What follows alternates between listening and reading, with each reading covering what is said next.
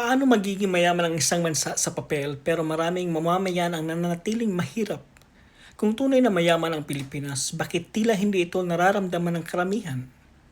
Ang totoo, napakayaman ng Pilipinas. Sagana tayo sa likas na yaman. May matabang lupa, mayamang karagatan, mahahalagang mineral at higit sa lahat masisipag at mahusay na Pilipino. Sa papel, napakalaki ng potensyal ng ating bansa.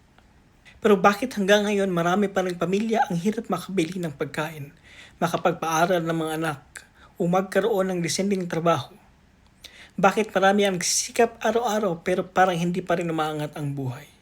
Hindi lang kasi dami ng yaman ang mahalaga.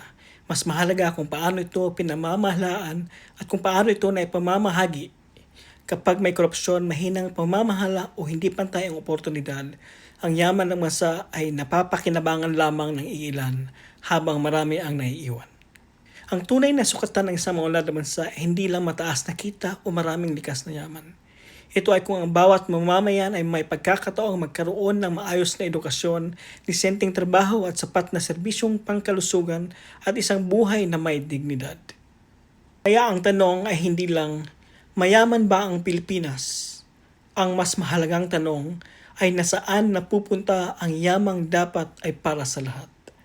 At bilang mga mamamayan, ano ang maaari nating gawin upang ang pagunlad ay maramdaman ng bawat Pilipino, hindi lamang ng ilan?